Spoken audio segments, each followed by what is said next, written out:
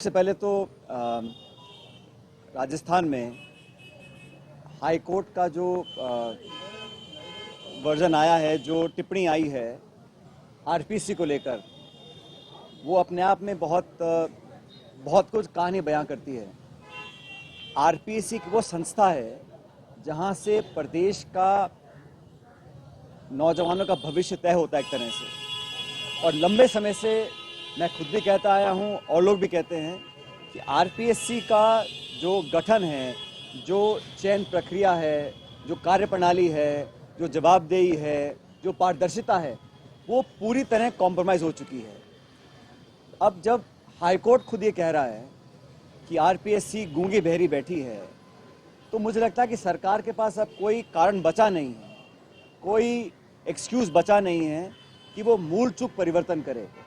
मैं पहले भी कह चुका था कि नौजवानों का भरोसा अगर आरपीएससी के काम करने के तरीके से उठ जाएगा, अगर लोगों का विश्वास खत्म हो जाएगा, चाहे वो चयन प्रक्रिया है, चाहे वो इंटरव्यूज़ हैं, चाहे वो एग्ज़ाम्स कंडक्ट करने का जो प्रोसेस है, अगर उस सब पे नौजवान लोग विश्वास करना बंद कर देंगे तो हमारे देश और प्रदेश के लिए बहुत दुर्भाग्यपूर्ण घटना होगी। मैंने पहले कहा था कि आरपीएससी में जो हुआ वो पूरा एक्सपोज हो चुका है, तो बिना समय ज़ाहिर करे उसमें मूल चूक परिवर्तन करना पड़ेगा। और बार बार ये कहना कि वो संवैधानिक संस्था है, उसमें परिवर्तन करना पॉसिबल नहीं है, ये महज एक बहानेबाजी है। 1 साल से ऊपर सरकार को हो गया और सरकार अगर चाहती तो बहुत कुछ परिवर्तन ला सकती थी, लेकिन महज चुनावी भाषणों में बातें बोलना और सत्ता में बैठने के बाद अपनी आंख बंद कर लेना इस बात को दिखाता है कि कोई अनावश्यक दबाव सरकार के ऊपर होगा। क्योंकि पुनर्गठन करने में, उसको रीऑर्गेनाइज करने में, उसमें कुछ चेंजेस लाने में या उनके वर्किंग को बदलने में सरकार बिना समय खोए काम कर सकती थी, लेकिन जानबूझ के इसको लटकाया गया। अब जब हाईकोर्ट ये बोल रहा है तो सरकार को मुझे लगता है बिना समय ज़ाहिर करे इमीडिएटली इसमें मूल चूक परिवर्तन करना पड़ेगा और करना चाहिए। सब चीज़ों में जो मेंबर सिलेक्ट होते हैं, कौन करता है, कैसे करता है, कोई मापदंड हो, कोई क्राइटेरिया हो। सिर्फ लोगों को संतुष्ट करने के लिए वर्ग, जाति, समाज और प्रांत के अलग अलग लोगों को ऑब्लाइज करने के लिए हम नियुक्तियां करेंगे तो वो गुणवत्ता में बहुत कॉम्प्रोमाइज़ हम लोग करते हैं।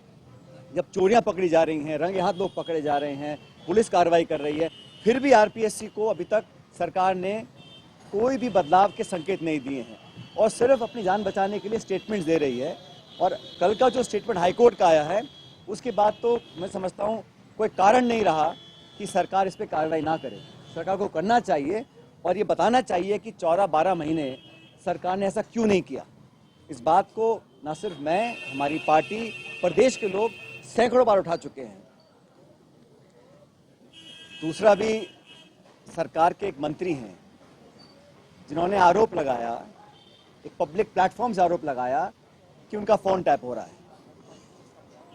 किसी भी व्यक्ति की प्राइवेसी पर हनन करना कोई सरकार नहीं कर सकती है, कोई भी नागरिक हो।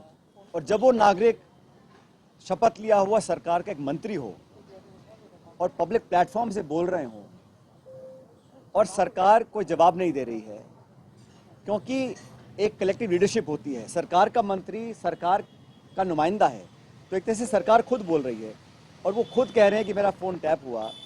उन पर उनका दल एक कार्रवाई करता है, वो उनका अंदरूनी मामला है।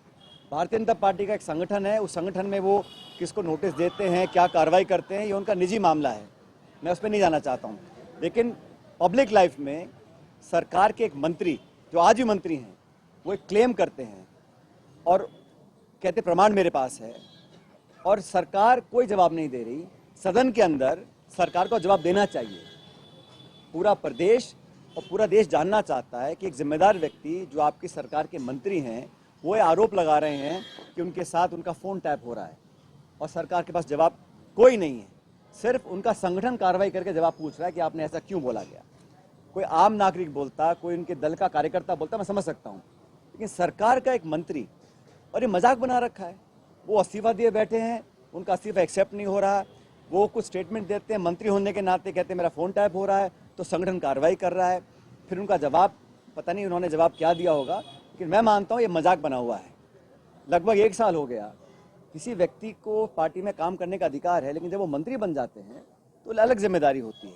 और एक कलेक्टिव लीडरशिप में every minister speaking for the government. जो स्टेटमेंट उनका आया है उस दिन फ़ोन टैपिंग का, वो सरकार का स्टेटमेंट है।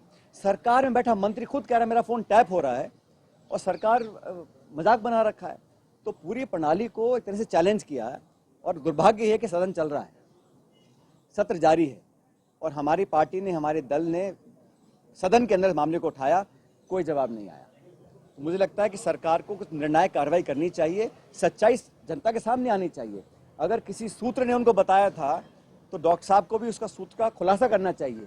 कौन वो लोग थे, कोई अधिकारी थे, कार्यकर्ता थे, या कोई पत्र जो भी था, क्योंकि इतना आसान नहीं है। और ये फ़ोन टैपिंग का मामला मैं समझता हूँ बहुत गंभीर मामला है। इस पर सरकार को स्पष्टीकरण देना चाहिए और एक वाइट पेपर जारी करना चाहिए कि हमारे मंत्री ने ये बोला, सही था या गलत था। सिर्फ पार्टी के लेवल पर कार्रवाई करना मैं समझता हूँ पर्याप्त नहीं है। उसमें हम और काम करेंगे, और आने वाले हर चुनाव में हम सबको साथ लेकर चलेंगे। मैं इतना स्पष्ट करना चाहूँगा, जहाँ तक इंडिया अलायंस की बात है, इंडिया अलायंस का गठबंधन लोकसभा चुनावों के लिए एनडीए के विरोध में किया गया था। जो संकट देश के ऊपर था, उसको ध्यान में रखकर कांग्रेस तमाम दलों के साथ मिलकर एक गठबंधन तैयार किया था। वो इंडिया अलायंस आज भी मजबूत है। जिन मुद्दों के साथ हमने उसका निर्माण किया था वो आज भी मौजूद है, और इंडिया अलायंस मजबूती से चुनाव लड़ेगा। आने वाले हर राज्य के जो चुनाव होंगे वहाँ अलग परिस्थितियाँ बनती हैं, लेकिन पैन इंडिया लेवल पर कांग्रेस पार्टी और इंडिया अलायंस की जो एक हमारा इकट्ठा आना था, वो मुद्दे आज भी मौजूद हैं, और इंडिया अलायंस मजबूती से आगे काम करता रहेगा। सिर्फ अलायंस में अलग अलग दल होते हैं, हर राज्य में कहीं उपचुनाव है, कहीं राज्य के चुनाव हैं, तो राज्य की स्थिति को देखते हुए अलग अलग पार्टी निर्णय करती हैं। मैं नहीं मानता हूं कि जो चुनाव जैसे हरियाणा में चुनाव हुए वहाँ हम लोग अलग अलग लड़े थे, और दिल्ली में हम लोग अलग अलग लड़े थे, लेकिन जो चुनाव लोकसभा के थे उसमें हम साथ मिलकर लड़े थे। मुझे लगता है उसमें कोई बदलाव नहीं आएगा। But what about this confusion about your alliance with the Bharatiya Adivasi Party? The High Command apparently wanted it. You guys, at the state level, they didn't want it. Then actually that also has kind of fractured the vote. No, in Harsha, South Rajasthan. every political decision is done with the due consideration of the state unit and the AICC. Whatever is in the best interest of the party, we do that. For Lok Sabha, we had an understanding and the elections are over. For the by-election, it's a totally different landscape, and we had to do what the party and the state unit wanted to do, but that was in consultation with the AICC. So I'm saying a by-election or a state election is not in the same purview as the India Alliance for the national elections. लेकिन भविष्य में जो भी निर्णय लिया जाएगा वो अलग अलग दलों के साथ बैठकर लिया जाएगा। लेकिन मैं फिर कहना चाहता हूँ, इंडिया अलायंस का जो गठबंधन था मजबूत है और मजबूत रहेगा। So what about Hanuman Beniwal? What's the party stand on that? मैंने कहा ना, बाई इलेक्शन में हम लोग अलग अलग लड़े थे, लेकिन जो हम चुनाव लड़े थे तो साथ ही लड़े थे। उसका परिणाम यह है कि भाजपा 11 जगहों पे चुनाव हारी थी, तो वो मजबूती का परिचय हम लोगों ने दिया था। और लोकसभा चुनाव में जब भी चुनाव होंगे हम सब मिलकर चर्चा करेंगे कैसे करना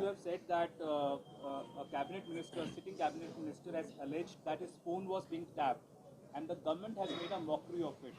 Do you think phone tapping used to happen during the Congress regime as well? I am saying that when a sitting minister, please understand, it is not an allegation of the opposition. It's not an allegation of an ordinary party worker or a citizen of the state. That itself is very severe and a very grave offence.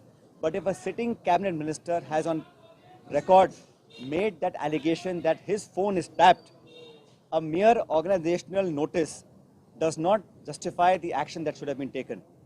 It's a very grave offence, especially uttered and on public said by a cabinet minister, sitting cabinet minister.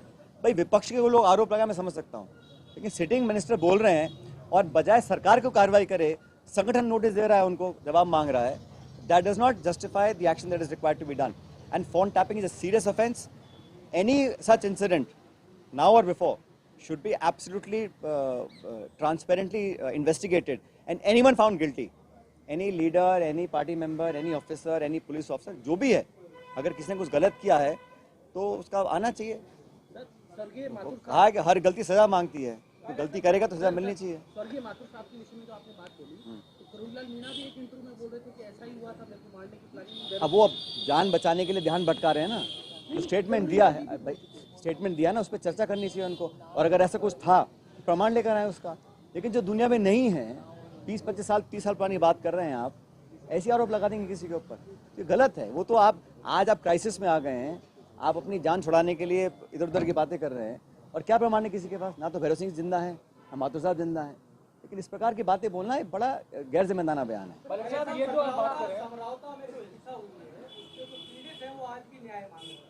वो कह रहे हैं कि उनको न्यायिक जांच होनी चाहिए, पर अभी तक कोई इसके ऊपर फैसला नहीं हुआ। संभागीय जांच सरकार ने पहले ये कहा था, सरकार के मंत्री ने कहा था कि न्याय जांच होनी चाहिए, मैंने भी मांग की थी। अगले दिन कहा था कि वहाँ पर जो एट्रॉसिटीज़ हुई हैं उसकी न्यायिक जांच हो, प्रशासनिक या पुलिस की जांच से सच्चाई सामने नहीं आएगी। न्यायिक जांच नहीं कराई, इसका मतलब है सरकार नहीं चाहती कि वहाँ न्याय हो।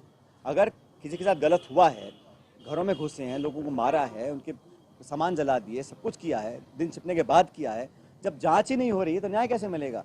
और सरकार की कोई मंशा न्याय देने की है भी नहीं। अगर होती तो बहुत पहले जांच के ऑर्डर हो जाते और सब दूध तो दूध पानी का पानी हो जाता। Sachin ji, you've taken a stand on phone tapping, but in the previous government, there were allegations also from people who had gone with you, of your supporters, that their phones were being tapped also in the previous government. From what I understand, Harsha, that matter is under it's sub judice right now. There is a matter going on. So truth will prevail. जो भी सच्चाई सामने आएगी। मैं तो in principle बता रहा हूँ आपको, फोन टैपिंग कोई छोटा मोटा मुद्दा नहीं है। और विशेष रूप से जब सिटिंग मंत्री खुद कह रहे हैं मेरा फोन टैप हो रहा है, भाई कांग्रेस के लोग बोले तो आप कहोगे पॉलिटिकली मोटिवेटेड है, इस पे क्या बोलिएगा? सर आप कैबिनेट मिनिस्टर की बात कर रहे हैं, पूर्व मुख्यमंत्री के एक्स ओएसडी ने आरोप लगाया है कि उस समय में फोन टैपिंग हुई थी, उनको दी गई थी रिकॉर्डिंग। आप अपनी सरकार के बारे में क्या कहेंगे? आपका सवाल क्या है बताओ? आप अपनी सरकार के बारे में क्या कहेंगे? जांच चली रही है, पता पड़ जाएगा क्या सच है क्या झूठ है। सर, एक एसआई भर्ती वाला कल हाईकोर्ट ने कल टिप्पणी की थी और सरकार से भी जवाब मांगा कि आपका रोड मैप क्या क्या चाहते हैं आप? अब यार जब कोर्ट को इंटरवीन करना पड़ रहा है हर मुद्दे पर, भर्ती पर, आरपीएससी पर, सरकार कर क्या रही है?